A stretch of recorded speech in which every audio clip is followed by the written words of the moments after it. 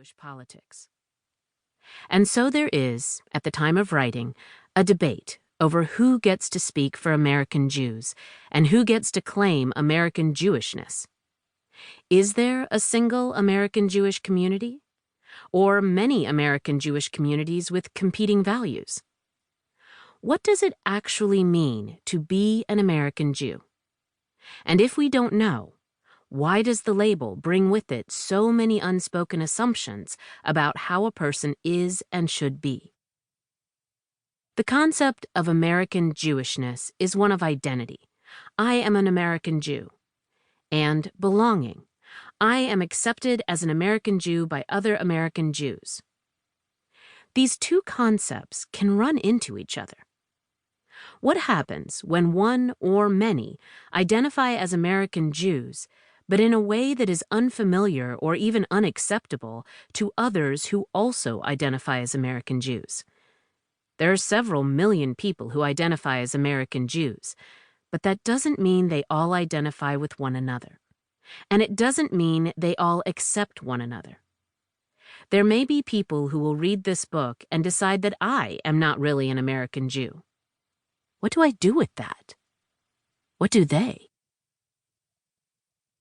The conflict between American Jews was salient in the years that I was thinking of and finally actually writing this book. As with much in the United States today, this was at least in part because of Donald Trump. Over the course of his administration, President Donald Trump worked closely with Israeli Prime Minister Benjamin Netanyahu, stopping aid to Palestinians and moving the U.S. Embassy in Israel from Tel Aviv to Jerusalem. He also described his opponent in the U.S. 2020 presidential election, Joe Biden, as a servant of the globalists, a term the Anti-Defamation League, ADL, has described as being used as an ethnic smear and long-running conspiracy theory about Jewish populations not being loyal to the countries they live in and cooperating through secret international alliances. Right-wing Jews and their allies, including certain evangelical Christians, who were some of Trump's most ardent supporters, argued that Trump was a great friend to Israel and the Jewish people.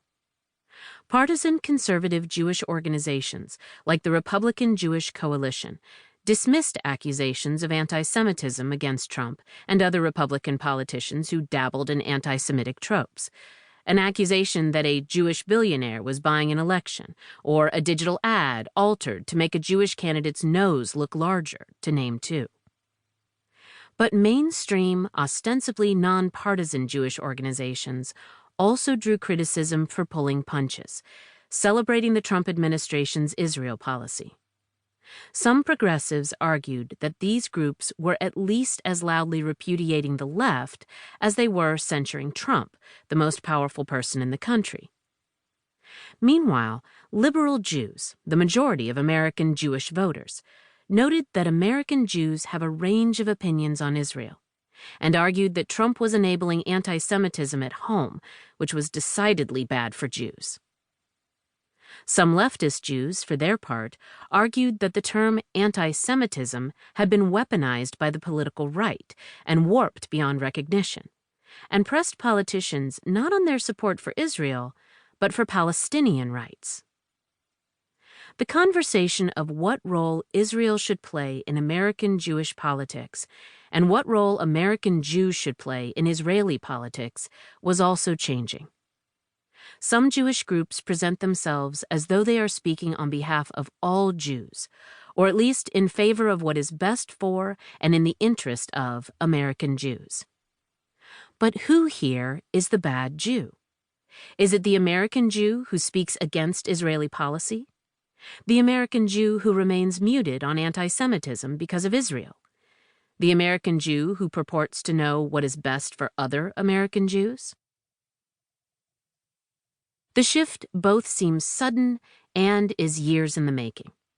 A decade ago, in 2011, Ben Shapiro, a conservative political commentator, wrote a tweet that read, "The Jewish people has always been plagued by bad Jews who undermine it from within. In America, those bad Jews largely vote Democrat." That same year, he penned an article decrying Genos, or Jews in name only. 78%